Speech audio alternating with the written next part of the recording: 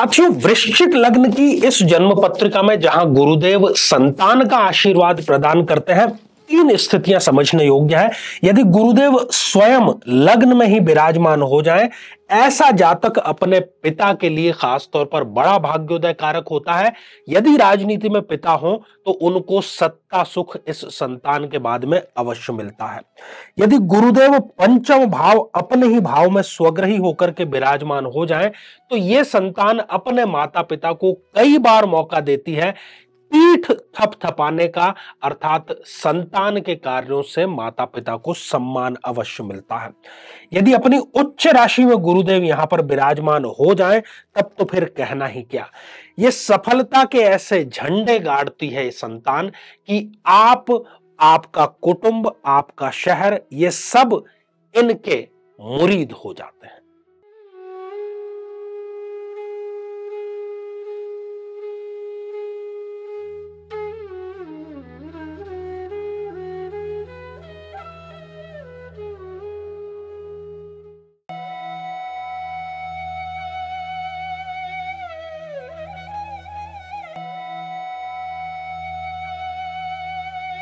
तो मेरे बहुत ही प्रिय और बेहद सम्मानित साथियों, हृदय की असीम गहराइयों से अभिनंदन, बहुत बहुत हार्दिक स्वागत।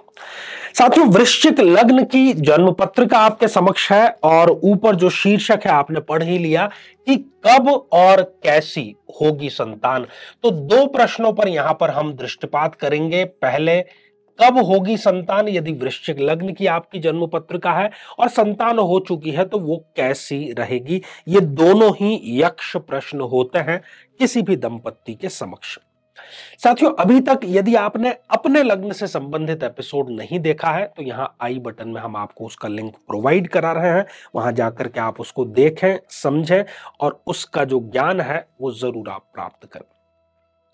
तो बिना किसी देरी किए सबसे पहले कब, इस प्रश्न पर चर्चा कर लेते हैं। साथियों, इस जन्म पत्रिका में गुरुदेव जो कि पंचमेश है, ये जो 12 नंबर का आप अंक लिखा हुआ देख रहे हैं, ये 12 नंबर पंचम भाव है। इस भाव के जो अधिपति है वो है स्वयं गुरुदेव, अर्थात बृहस्पति, जो कि संतान के कारक प्रायः हर एक कुंडली के लिए माने गए हैं, परंतु वृश्चिक लग्न में ये सर्वाधिक प्रभावशाली है। तो जब भी गुरुदेव की दशा अंतरदशा आएगी, वो इनको संतान का आशीर्वाद अवश्य प्रदान करेगी। तो पहली शर्त हो गई और पहली संभावना हो गई और सबसे प्रबल संभावना हो गई कि गुरुदेव की दशा अंतरदशा में।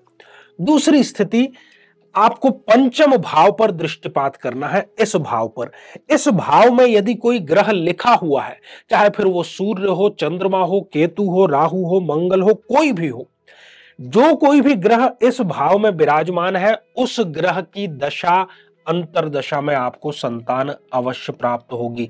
तो पंचम भाव में स्थित ग्रह की दशा, ठीक है, या अंतरदशा, ये दो स्थितियां हो गई। साथियों, तीसरी स्थिति, यदि इस भाव पर कोई ग्रह दृष्टिपात कर रहा है, हो सकता है आपको अभी इतना यदि ज्योतिष का नॉलेज ना हो तो किसी विद्वान का आप सहारा ले लीजिएगा। पंचम भाव पर जिस किसी भी ग्रह की दृष्टि है, मान लीजिए कि बुध यहां पर विराजमान है, वो अपनी सप्तम दृष्टि से पंचम भाव को देखने का कार्य कर रहे हैं, तो बुध की दशा अंतरदशा में आपको संतान अवश्य प्राप्त होगी। तो तीसरी शर्त ये हो गई, तीसरी स्थिति ये हो गई बल्कि, कि पंचम भाव अर्थात 5th हाउस पर दृष्टिपात वाला ग्रह जो भी है उसकी दशा अंतरदशा में, ठीक है। तो इन तीनों स्थितियों में इस जातक या जातिका को संतान सुख अवश्य मिलता है। तो हमें अपने पहले प्रश्न का उत्तर मिल गया कि कब होगी संतान। अब इससे एक कदम आगे बढ़ते हैं और जानते हैं कि जो संतान है वो कैसी होगी। तो कैसी का जब प्रश्न आता है तो दो ही संभावनाएं इसमें हो सकती है, तीसरी तो कोई संभावना होती नहीं है। पहली संभावना ये कि माता पिता और अपने कुटुंब का नाम रोशन करने वाली हो, आज्ञाकारी हो, देश प्रेमी हो। इसके ठीक विपरीत हो सकता है किसी व्यसन का वो शिकार करे, अपनी ही स्वच्छंदता में जीने वाली हो और खासतौर पर माता पिता के सम्मान को कम करने वाली हो, उनको दुख पीड़ा देने वाली हो। दो ही स्थितियां हैं। तो सबसे पहले पॉजिटिव बातें कर लेते हैं और जान लेते हैं कि कब वृश्चिक लग्न में जो संतान है वो माता पिता के लिए सौभाग्यदायक और भाग्योदय कारक साबित होती है। और यहां पर हम पहली संतान की बात कर रहे हैं। साथियों, यदि गुरुदेव स्वयं लग्न में विराजमान हो जाते हैं, अपने ही भाव को वो पंचम दृष्टि से देख भी रहे हैं, अति उत्तम स्थिति है। धन्य हो जाता है व्यक्ति अपनी पहली संतान प्राप्त करके। यदि ये स्थिति जातक की जन्म पत्रिका में है तो इसकी जो संतान है वो इस जातक के परम शत्रुओं को, इनके बुरा चाहने वालों को अपने कार्यों के द्वारा, अपनी उपलब्धियों के द्वारा जवाब देने वाली होती है। यदि ये स्वयं राजनीति में हो तो संतान इनके लिए सत्ता की चाबी साबित होता है। जी हां, इस संतान की प्राप्ति के बाद इनको सक्रिय राजनीति में हो सकता है टिकट मिल जाए या ये सक्रिय राजनीति में पदार्पण कर ले। कुल मिलाकर के इनके लिए बेहद ही सुखद स्थिति ये है।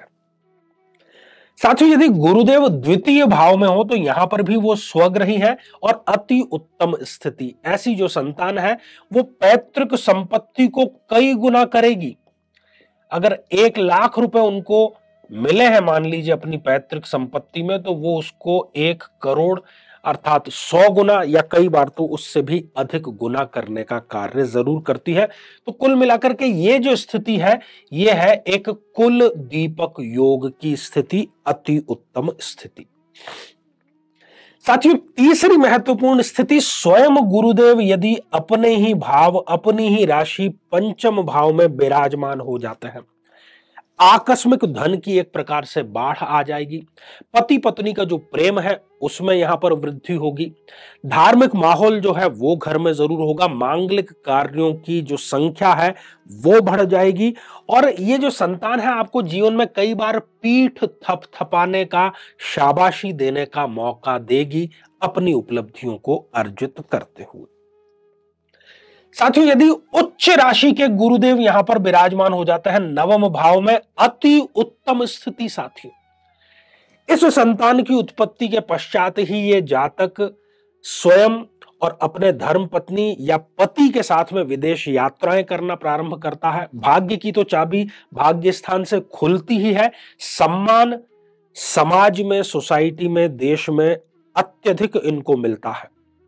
विदेश यात्राओं की भी ये शुरुआत होती है और परिवार में एक धार्मिक माहौल की प्रवृत्ति, उच्च शिक्षा प्राप्त करने की प्रवृत्ति। और ये जो संतान है ये अपने छोटे भाई बहनों के लिए भी एक माइल स्टोन साबित होता है। उनको भी गाइडेंस, मार्गदर्शन देने का ये जो कार्य है ये नियमित रूप से करता है। साथियों, यदि गुरुदेव सूर्य की राशि कर्म भाव में यहां पर विराजमान हो जाए तब भी ये संतान अपने पिता के लिए भाग्योदय कारक साबित होती है। पिता जो भी कार्य कर रहे हैं, चाहे वो व्यापार कर रहे हैं, नौकरी कर रहे हैं, सरकार में है, राजनीति में है, उसको ये कई गुना वृद्धि एक साथ में, जिसको हम कहते हैं ना कि ये तो बूस्ट कर दिया हमें, मतलब एक प्रकार से इतना हैवी डोज मिल गया कि व्यक्ति उड़ान भरना शुरू कर देता है। तो पिता के लिए लगभग यही स्थिति यहां पर निर्मित होते हुए स्पष्ट रूप से नजर आ रही है। साथियों, यदि गुरुदेव एकादश भाव में विराजमान हो जाए तो वो अपनी सप्तम दृष्टि से पंचम भाव को देखने का कार्य कर रहे हैं। खासतौर पर यदि माता पिता में से कोई भी या दोनों व्यापार करते हैं, उनको यहां पर अत्यधिक लाभ स्पष्ट रूप से मिल रहा है। यहां पर एक थोड़ी सी चिंताजनक स्थिति यह है कि इस स्थिति में जो मां है वो इस संतान के बाद में मोटापे का शिकार होते हुए, किसी प्रकार के ट्यूमर का शिकार होते हुए जरूर देखी गई है। हालांकि वो क्यूरेबल है, ज्यादा उसमें चिंताजनक बात नहीं है। तो साथियों, ये तो सारी की सारी बातें थी सौभाग्य वर्धन करने वाली। अब सिक्के का दूसरा पहलू, उस पर भी चर्चा जरूरी है कि कब वृश्चिक लग्न में ऐसी संतान होती है कि व्यक्ति को अपना सिर पकड़ करके ये सोचने को मजबूर हो जाए कि ईश्वर, यदि यही संतान मेरे भाग्य में लिखी थी तो इससे अच्छा मुझे तुम संतान ही प्रदान नहीं करते। जी हां, तो कौन कौन सी वो स्थितियां हैं साथियों? यदि इस जन्म पत्रिका में गुरुदेव जो कि पंचमेश है, संतान के कारक है, संतान देंगे भी, यदि वो पराक्रम भाव में यहां पर विराजमान हो जाता है शत्रु राशि में, ऐसी स्थिति में जो संतान है वो बहुत रिस्क लेकर के कार्य करने वाली होगी। मैं ये नहीं कहता कि रिस्क लेना कोई खराब बात है, परंतु जरूरत से ज्यादा यदि रिस्क ली जाती है तो ये यहां पर बिल्कुल भी सही नहीं कही जा सकती बात। और दूसरी स्थिति, ये पिता के लिए, पिता का कोई बहुत बड़ा सपना या महत्वाकांक्षा में बाधा बनने वाली संतान यहां पर उनको प्राप्त होती है। साथियों, यदि गुरुदेव यहां पर विराजमान हो जाए, अपनी ही राशि से ये 12वें चले गए हैं, ये स्थिति बिल्कुल विपरीत स्थिति है।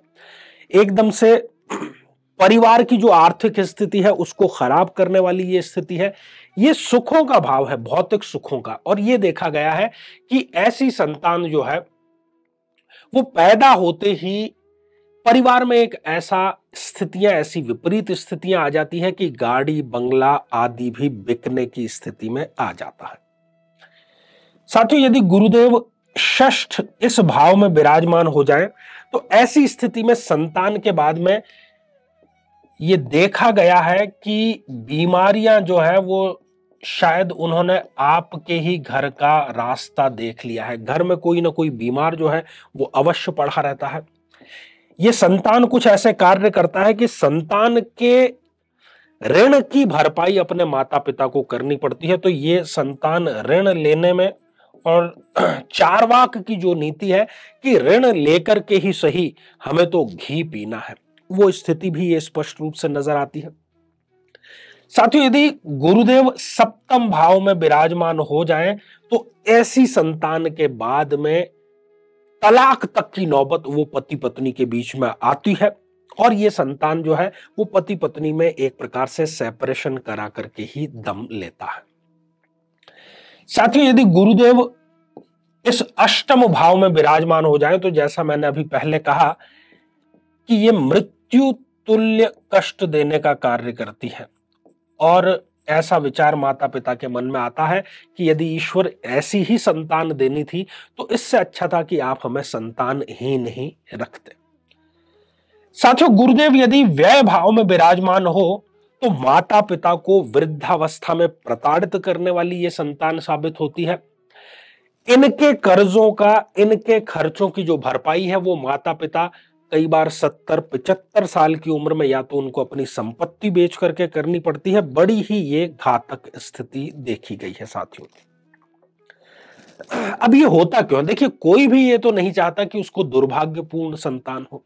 तो ये सारा का सारा जो कार्य है इसका पूरा का पूरा दारोमदार कुंडली मिलान पर होता है। यदि हम ग्रहों का मिलान करके, भावों का मिलान करके, अपनी आने वाली महादशाओं अंतरदशाओं का मिलान करके विवाह संपन्न करते हैं तो ऐसी नौबत दुर्भाग्य वाली कभी भी नहीं आएगी। ये मेरा वादा रहा आपसे। जीवन में किसी समस्या का सामना कर रहे हैं, जैसे कि शादी में देरी होना, पति पत्नी में मनमुटाव या तलाक तक की नौबत आ जाना, संतान का प्राप्त न हो पाना, नौकरी या धन प्राप्ति में बाधा आना, जीवन के प्रत्येक क्षेत्र में किसी न किसी प्रकार की बाधा आना, तो आज ही अपनी जन्म पत्रिका का संपूर्ण विश्लेषण करवाएं और पाएं समस्या से सदैव के लिए मुक्ति। तो आइए साथियों, अब समय हो चला है आज के हमारे कमेंट्स को शामिल करने का। और पहला ही जो कमेंट है ये मधु पूनिया जी ने लिख भेजा है। गुरुजी, कुंभ राशि वाले काले रंग की ध्वजा या लाल रंग की ध्वजा, कौन सी ध्वजा चढ़ाएं बताइए। मधु जी, काले रंग की जो ध्वजा है उसका ही आपको यहां पर प्रयोग करना है। साथियों, अगला कमेंट शकुन शरण जी का है। Most respected Acharya ji, nice and important guidance. तो शकुन जी, आशीर्वाद हृदय की असीम गहराइयों से। और अगला कमेंट सोनम मोयल जी का है। सादर प्रणाम आचार्य जी। तो सोनम जी, आशीर्वाद हृदय की असीम गहराइयों से। साथियों, ये श्रृंखला अभी आगे भी हमारी जारी है और अपने लग्न से संबंधित एपिसोड आप जरूर देखिएगा। तो आज के लिए केवल इतना ही, और इसी मंगल कामना के साथ में कि आप सभी स्वस्थ, समृद्ध और शांतिपूर्वक जीवन व्यतीत करें। नमस्कार।